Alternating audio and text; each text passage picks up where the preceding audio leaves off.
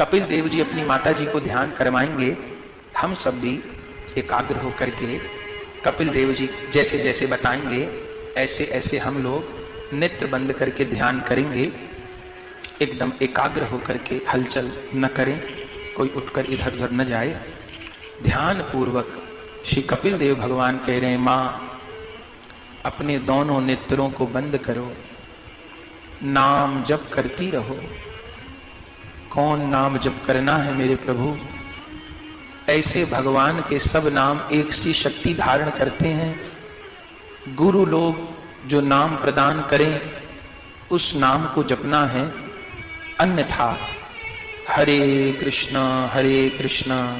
कृष्ण कृष्ण हरे हरे, हरे राम राम राम हरे हरे, इसी नाम को निरंतर जपते रहना है, जपते रहना है, जपते रहना है। ध्यान करो माँ, मैं श्री वृंदावन धाम में श्री यमुना जी के पावन तट पर विराजमान हूँ।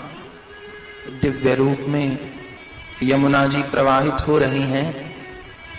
यमुना जी के किनारे एक सुंदर बंशी वट है, जिस बंशी वट के नीचे कमल के पुष्प के ऊपर राधा गोविंद एक दूसरे को गलबैया दिए विराजमान हैं।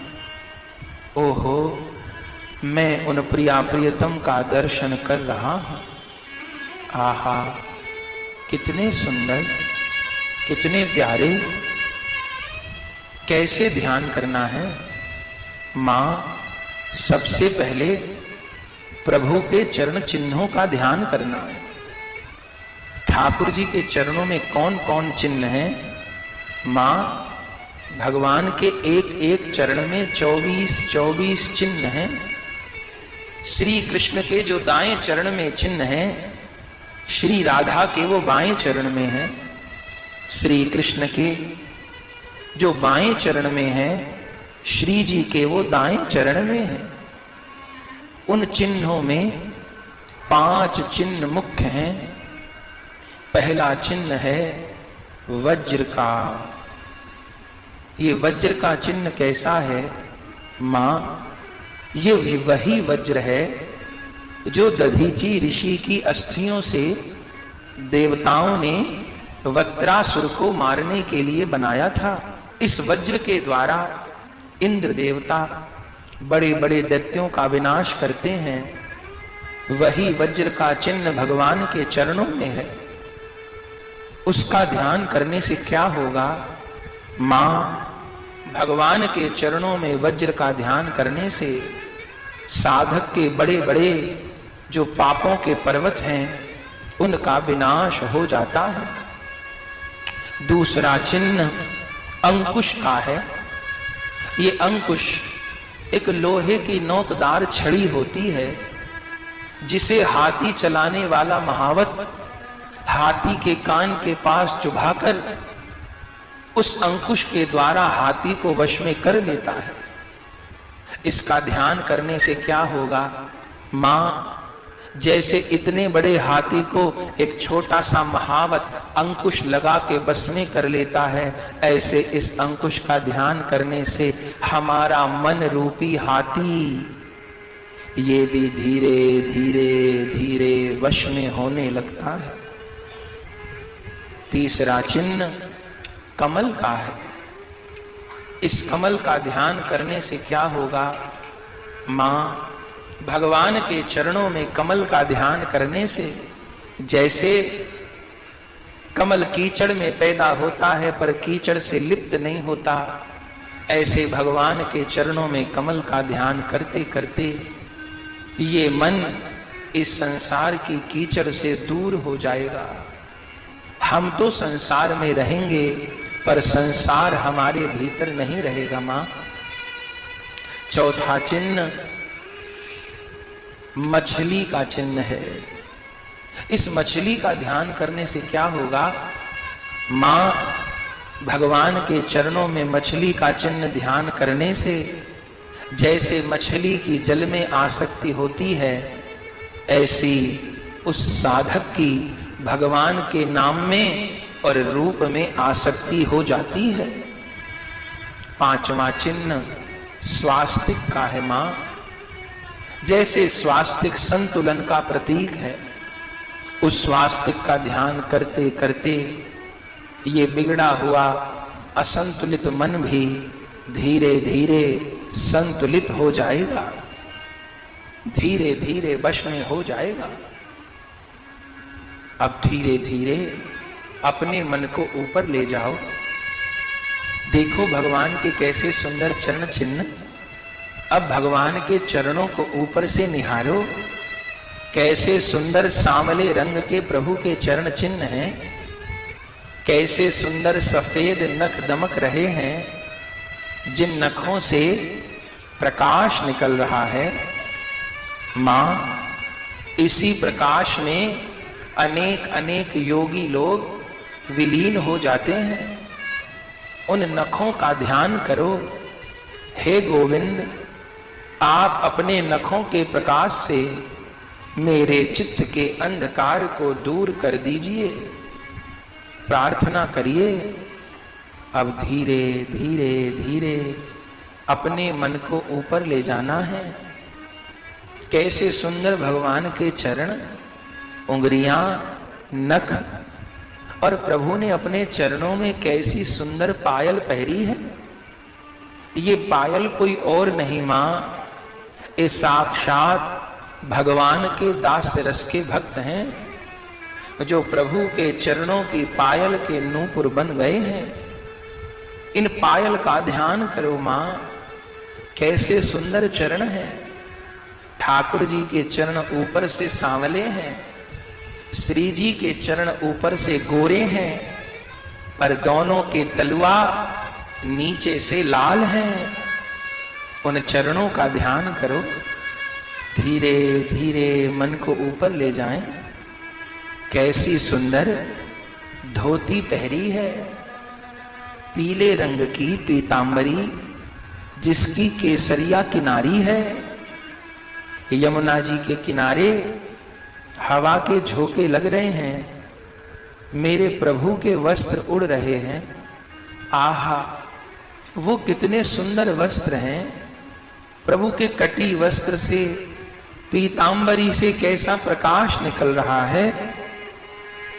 आहा, मैं उस पीतांबरी का दर्शन कर रहा हूं, उस किनारी का। धीरे धीरे अपने मन को ऊपर ले जाए।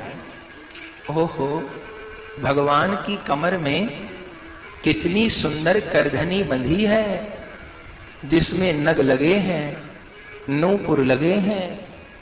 ये कोई और नहीं, जितने श्री कृष्ण के सख्य रस के भक्त हैं, वो भगवान की करधनी और भगवान के बाजूबंद बन गए हैं, जो प्रभु की कमर से कमर मिलाकर चलते हैं।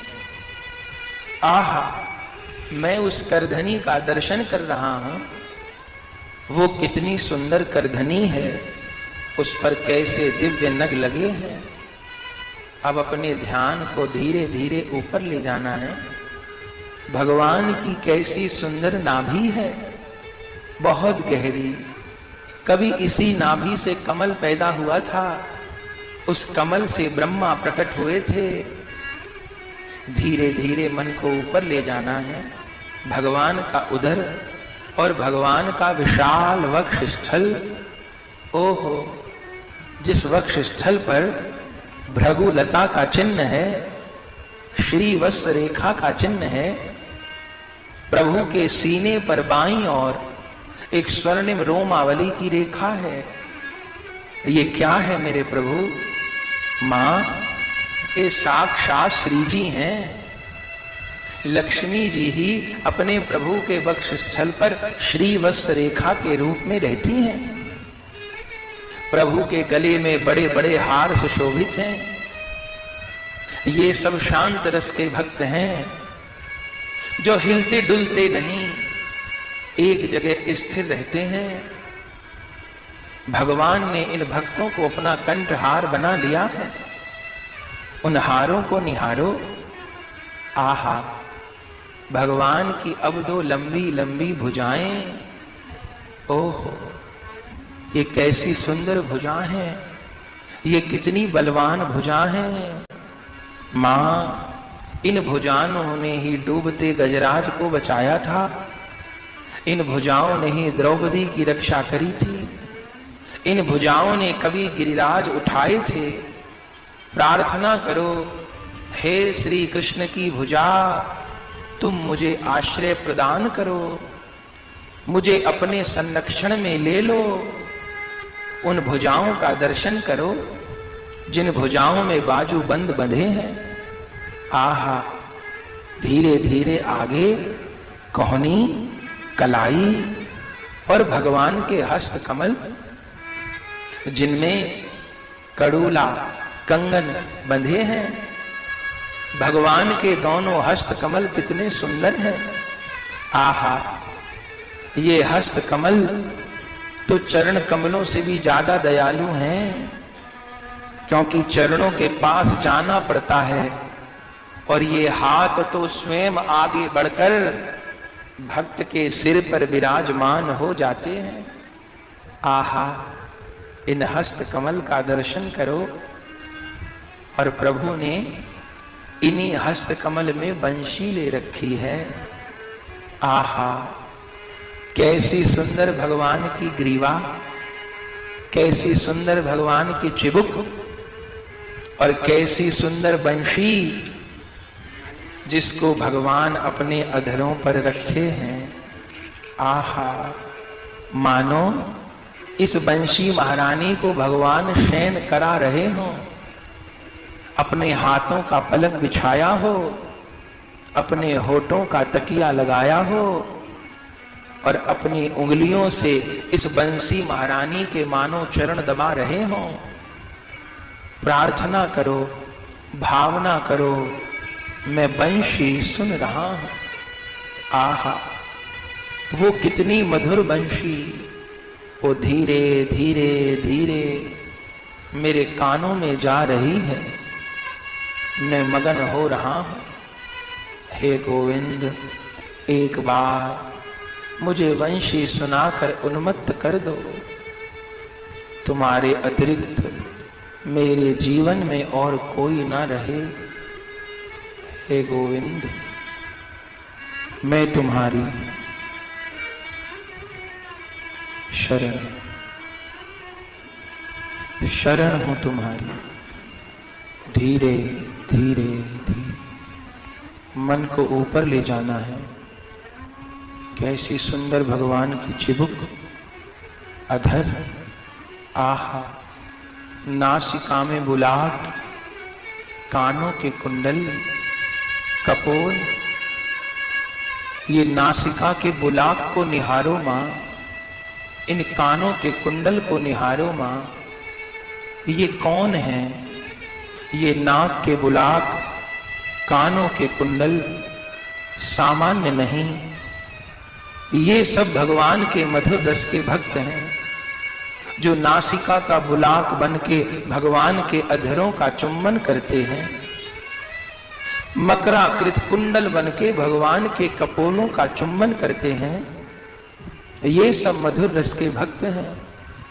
आहा, धीरे धीरे अपने मन को ऊपर ले जाओ। कैसे सुंदर भगवान के नेत्र हैं। ओहो, कमल जैसे नेत्र। इन नेत्रों को निहारो। आहा, ये कैसे नेत्र हैं मां। इन नेत्रों में जल भरा है। ये जल कुछ और नहीं, इस जल से ही करुणा का समुद्र प्रकट होता है। इन नेत्रों को निहारो, प्रार्थना करो, हे गोविंद, एक बार इन नेत्रों से मेरी और निहार लो। मैं आपकी हूं हे गोविंद, मैं तो आपको नहीं देख पा रही, आप मेरी और देख लो, मेरी दुर्दशा को देख लो। आपके दृष्टि मात्र से मेरा कल्याण हो जाएगा। हे गोविंद, मैं तुम्हारी शरण हूं। उन नेत्रों को निहारो वो कैसे प्यारे नेत्र हैं। अब धीरे धीरे धीरे अपने मन को ऊपर लेके जाना है। कैसी दोनों भ्रकुटी, उन भ्रकुटियों के बीच में केसर का तिलक, भगवान की अलकावली, और सिर पर वो टेढ़ा मोर मुकुट। आहा, ये मुकुट कौन है? मां, भगवान के वात्सल्य रस के भक्त ही भगवान के सिर के मुकुट बन गए हैं। मानो मुकुट के रूप में भगवान को भी आशीर्वाद देते हैं, भगवान के भी सिर पर हाथ फेरते हैं। इस मुकुट का ध्यान करो। जहां पर जितनी देर मन अटकता हो अटकाओ, इसके अतिरिक्त और कोई जीवन नहीं है। मां, निहारो। अब क्या करना है? ऊपर तो गए थे श्री कृष्ण की ओर से, और मां नीचे आना है श्री जी की ओर से। श्याम सुंदर के मुकुट से राधा दमक रहा है। ओहो, ये मुकुट और चंद्रिका, ये तो मानो आपस में मिल जाना चाहते हैं। गरबैया देके श्यामा श्याम कैसे सुंदर सुशोभित हो रहे हैं। आहा, अब धीरे धीरे अपने मन को नीचे लाना है। श्री जी की चंद्रिका, ललाट, नेत्र, नासिका, अधर, प्रिया जी का श्री अंग, उनकी भुजा, नवल किशोर नवल नागरिया, कैसी सुंदर वो भुजाओं का विन्यास। एक भुजा श्री जी की श्याम सुंदर के कंधे पर है, श्याम सुंदर की एक भुजा प्रिया जी के कांधे पर है। गरबैया दिए, श्याम सुंदर के एक हाथ में बंशी, प्रिया जी के एक हाथ में कमल।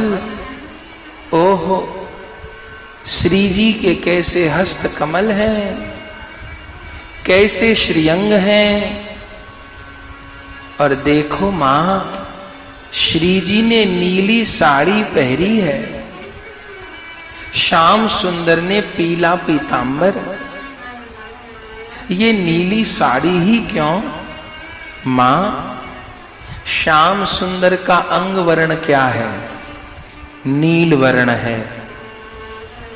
मानो नील वर्ण के ठाकुर जी श्याम सुंदर की नीली साड़ी बन गए हो, और साड़ी बन के अपनी प्रिया के श्री अंग को आलिंगन किए हो।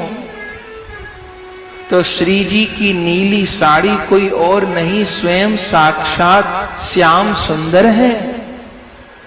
और मां, ये ठाकुर जी का जो पीतांबर है ये कौन हो जानती हो? अरे राधा रानी का वर्ण कैसा है? उनका वर्ण तो तपते हुए सोने के समान है, तप्त कांचन गौरांगी। तो मां, श्री जी की नीली साड़ी तो नीले श्याम सुंदर बन गए हैं, और ठाकुर जी का पीला पीतांबर स्वयं राधा रानी बन गई हैं, जो अपने प्रियतम को पीतांबर के रूप में अंकमाल दिए रहती हैं। इन नील पीत वस्त्र को निहारो। आहा, अब धीरे धीरे अपने मन को नीचे लाना है। ओहो, श्री जी के चरण कमलों को निहारो। कितने गोरे चरण, कितने सुंदर चरण, जिनमें पायल, पाम फूल, आठों उंगलियों में बिछुआ, दोनों अंगूठों में अनवट। सखियों ने महावर से रचना कर दी है। कितनी सुंदर चरणों में महावर लगाई है। आहा, मैं इन चरणों का दर्शन कर रहा हूं। श्री जी के चरणों में जो पायल है, उस पायल में जितने घुंघरू हैं, उन घुंघरुओं में सब जीवों के भाग्य की चाबी लटक रही है। जो श्री जी के चरणों का आश्रय ग्रहण करेगा, उसी को अपने सौभाग्य की कुंजी प्राप्त होगी। मां, अब युगल सरकार के चरणों को निहारो, भावना करो, ये मेरा सिर युगल सरकार के चरणों पर रखा है। आहा, राधा गोविंद मेरे सिर पर हाथ फेर रहे हैं। मां, अब जो कहना हो सो कह लो, रोना है सो रो लो।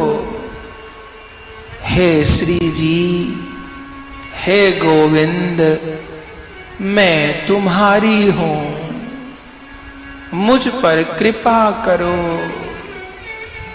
अनंत जन्मों से पाप करते करते ये अंतःकरण मलिन हो चुका है। संतों द्वारा ये जानने पर भी कि तुम हम जीवों को भुजा पसारे बुला रहे हो, हमारा इंतजार कर रहे हो, ये पापी मन फिर भी तुम्हारी ओर नहीं लगता। हे गोविंद, हे करुणामयी राधा रानी, मुझे अपना लो। मैं आपको प्राप्त करना चाहती हूं, लेकिन हे मेरे नाथ, हे गोविंद, मैं बहुत चाह के भी तुम तक नहीं पहुंच पा रही हूं। मैं तो तुम तक नहीं पहुंच पा रही। हे गोविंद, तुम मेरे निकट आ जाओ, तुम मेरे निकट आ जाओ। मैं तुम तक नहीं, तुम तो मेरे निकट आ सकते हो। हे श्याम सुंदर, इस डूबते हुए जन को उबार लो। तुम्हारे अतिरिक्त मेरा कोई आश्रय नहीं। मैं कहाँ जाऊं, किसको पुकारूं? ये परिस्थितियां, ये दुख, ये राग, ये द्वेष, ये अशांति मेरे चित्त में कांटे की तरह चुभ रहे हैं। बार बार मेरा चित्त उद्विग्न होता है। हे गोविंद, मेरी आयु तो बढ़ रही है, पर मेरे जीवन में एकाग्रता नहीं बढ़ रही। मुझसे भजन नहीं होता, साधना नहीं होती। हे गोविंद, तुम तो माखन चोर हो, तुम तो चित्त चोर हो। एक बार इस पापी का भी चित्त चुरा लो गोविंद। तुम तो माखन चोर हो, तुम तो चित्त चोर हो। एक बार मेरा भी चित्त चुरा लो, मुझे भी अपने प्रेम में पागल कर दो गोविंद। मुझे भी गोपी बना दो, अपनी बंशी सुना दो।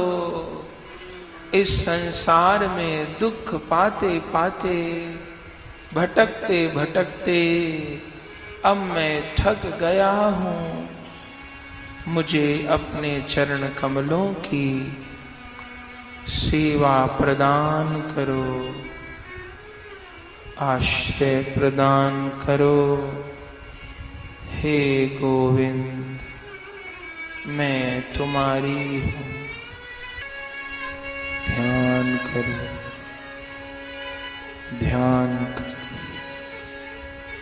मेरे सामने राधा गोविंद खड़े आहा,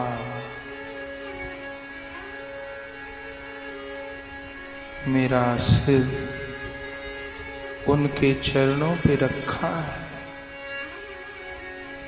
ओ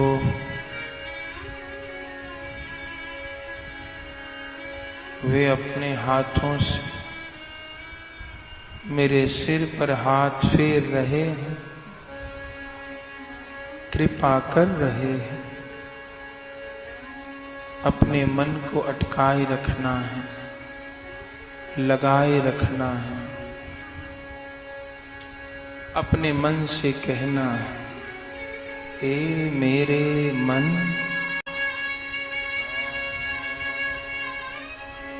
माना करूं